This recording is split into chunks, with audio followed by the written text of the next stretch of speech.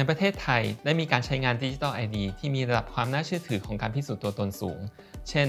D.DOPA NDID และ Mobile ID โดยมีการเริ่มต้นใช้งานในภาคการเงินการธนาคารและหน่วยงานภาครัฐซึ่งเป็นหน่วยงานที่ต้องมีการบริหารจัดการให้ธุรกิจเป็นไปตามกฎหมายและข้อบังคับต่างๆและอาศัยข้อมูลตัวตนที่มีคุณภาพและน่าเชื่อถือโดย Digital ID ที่เริ่มใช้งานกันในขณะนี้มีคอนเซปต์การยืนยันตัวตนรูปแบบ Federated ที่มี1องค์กรผู้ให้บริการทำหน้าที่ในการกำกับดูแลข้อมูล Digital ID และสามารถยืนยันตัวตนข้ามระบบหรือส่งต่อข้อมูลข้ามหน่วยงานได้โดยผู้ขอใช้บริการสามารถขอให้ผู้ให้บริการพิสูจน์และยืนยันตัวตนหรือ IDP ส่งผลการยืนยันตัวตนให้กับผู้ให้บริการหรือ RP ได้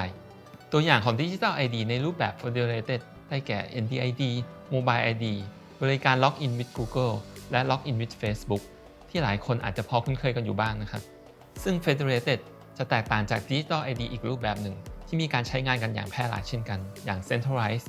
ที่ผู้ให้บริการแต่ละรายต้องทำการยืนยันตัวตนของผู้ใช้บริการเองโดยไม่สามารถยืนยันตัวตนข้ามระบบหรือข้ามหน่วยงานได้ทำให้ผู้ใช้บริการต้องทำการสร้าง Digital ID ไว้กับแต่ละหน่วยงานของใครของมันแยกกันส่งผลให้มีชุดข้อมูลจำนวนมากและมีความเสี่ยงที่ข้อมูลจะรั่วไหลธนาคารได้มีการเตรียมความพร้อมและพัฒนาบริการด้าน Digital ID อยู่2แนวทางก็คือการเป็นสมาชิกบนแพลตฟอร์ม Digital ID ของประเทศทั้ง NDID และ Mobile ID เพื่อเป็นทางเลือกและอำนวยความสะดวกให้แก่ประชาชนในการเข้าถึงบริการทางการเงิน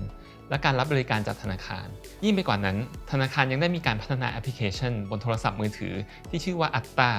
เพื่อเป็นช่องทางในการให้บริการด้าน Digital ID โดยเฉพาะโดยปัจจุบันมีการรองรับบริการ Digital ID สำหรับ Mobile ID เพื่อช่วยให้ประชาชนสามารถใช้เบอร์โทรศัพท์มือถือของตัวเองเป็น Digital ID รูปแบบหนึ่งในการรับบริการจากหน่วยงานต่างๆที่รองรับ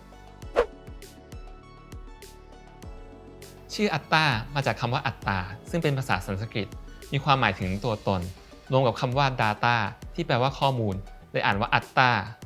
แนวคิดหลักในการพัฒนา ATTA คือเราอยากพัฒนาแอปพลิเคชันที่ให้บริการด้าน Digital ID ที่ครบจบในที่เดียวโดยปัจจุบัน ATTA เปิดให้บริการแล้วสำหรับการยืนยันตัวตนด้วย Mobile ID เพื่อทำธุรกรรมหรือรับบริการจากหน่วยงานต่างๆอาทิการเปิดบัญชี e-saving กับธนาคารนอกจากนี้ยังมีบริการอื่นๆที่กำลังจะเปิดให้บริการในอนาคตเช่นยืนยันตัวตนบน ATTA เพื่อแทนการแสดงบัตรประชาชนเวลาที่เราไปรับส่งพัสดุณที่ทำการไปรษณีย์ง่ายๆเลยนะครับเริ่มจากการไปสมัคร Mobile ID ที่ศูนย์บริการเครือข่ายโทรศัพท์มือถือของคุณจากนั้นให้ดาวน์โหลดแอปพลิเคชัน ATTA ซึ่งรองรับทั้งระบบ iOS และ Android มาใช้งานเท่านี้ก็จะสามารถเลือกธุรกรรมที่ต้องการใช้บริการได้เลยครับในอนาคตเทคโนโลยีการพิสูจน์และยืนยันตัวตนทางดิจิทัลหรือ Digital ID จะมีบทบาทอย่างยิ่งที่จะช่วยให้หน่วยงานต่างๆสามารถให้บริการทางดิจิทัลได้อย่างครอบคลุมลดต้นทุนการให้บริการได้ในขณะที่ภาคประชาชนสามารถเข้าถึงและทำธุรกรรมออนไลน์ได้อย่างสะดวกและรวดเร็วมีความปลอดภัยและความเป็นส่วนตัวของข้อมูลยิ่งขึ้นลดโอกาสในการถูกปลอมแปลงข้อมูลตัวตนประกอบกับการเดินหน้าส่งเสริมให้เกิดการใช้ Digital ID อย่างต่อเนื่องจากทางหน่วยงานภาครัฐและการสนับสนุนจากทุกภาคส่วนในการพัฒนาโครงสร้างพื้นฐานทางสารสนเทศที่รองรับการใช้งาน Digital ID